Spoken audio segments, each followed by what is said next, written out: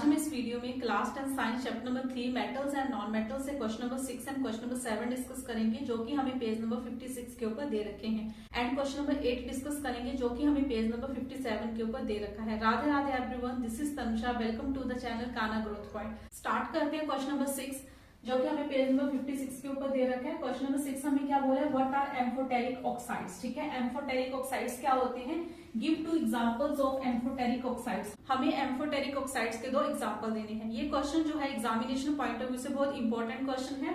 ये क्वेश्चन हमसे HP board में 2015 में सेट 1 में पूछा गया था, 2017 में पूछा गया था, 2020 में पूछा गया था, 2021 में पूछा गया था एंड 2024 में भी सेट बी में पूछा गया था। तो एग्जामिनेशन पॉइंट ऑफ व्यू से बहुत इंपॉर्टेंट क्वेश्चन है ये। क्लियर?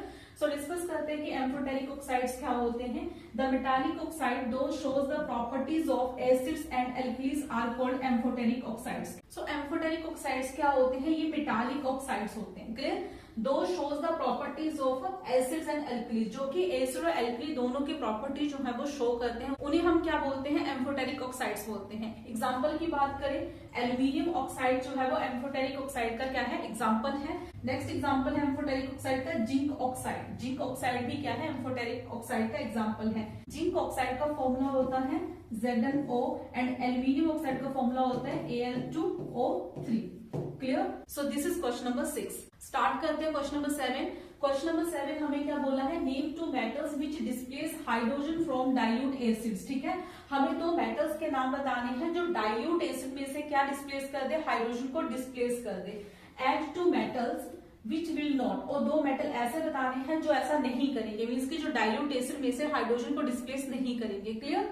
सो आंसर करते हैं, zinc and magnesium will displace hydrogen from dilute acid. यदि हम बात करें जिंक और मैग्नीशियम की, तो ये क्या करते हैं, हाइड्रोजन को डिस्प्लेस कर देते हैं डाइल्यूट एसिड्स में से। ठीक है, डाइल्यूट एसिड कुछ भी हो सकते हैं, dilute sulphuric acid, dilute hydrochloric acid, means की जो एसिड हमने लेना है वो डाइल्यूट एसिड होगा। डाइल्यूट का मतलब होता है इसमें ज्यादा अमाउंट में वाटर प्रेजेंट होता है। क्लियर?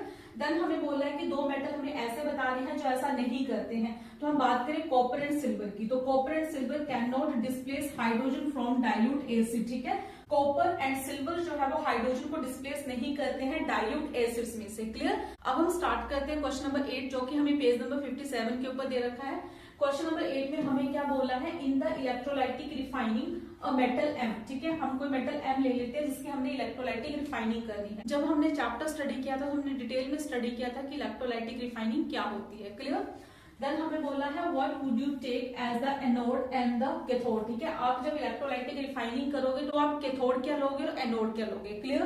देन हमें बोला है एंड द इलेक्ट्रोलाइट, और इलेक्ट्रोलाइटिक रिफाइनिंग करने के लिए हमें इलेक्ट्रोलाइट की भी जरूरत पड़ती है, तो हम इलेक्ट्रोलाइट क्या लेंगे। क्लियर? ये टॉपिक जो है हम डिटेल में स्टडी कर चुके हैं कि इलेक्ट्रोलाइटिक रिफाइनिंग क्या होती है, किस तरीके से हम किसी भी मेटल को रिफाइन कर सकते हैं। क्लियर? अभी हम क्वेश्चन के अकॉर्डिंग शॉर्ट में ही इसका आंसर जो है वो डिस्कस करेंगे। यदि आपको डिटेल में वीडियो देखनी है तो वो चैनल पर अवेलेबल है, मैं लिंक जो है वो डिस्क्रिप्शन में दे दूंगी। क्लियर?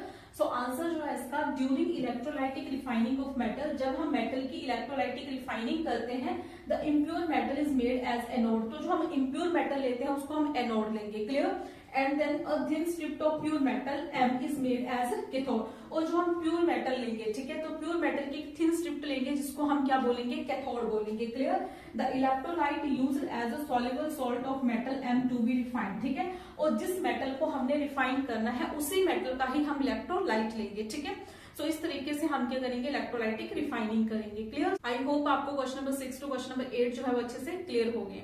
आई होप आपको ये वीडियो पसंद आई है। यदि आपको ये वीडियो पसंद आई है तो लाइक करिए, शेयर करिए, कमेंट करिए, चैनल को सब्सक्राइब करिए। थैंक यू, टेक केयर, मिलते हैं नेक्स्ट वीडियो।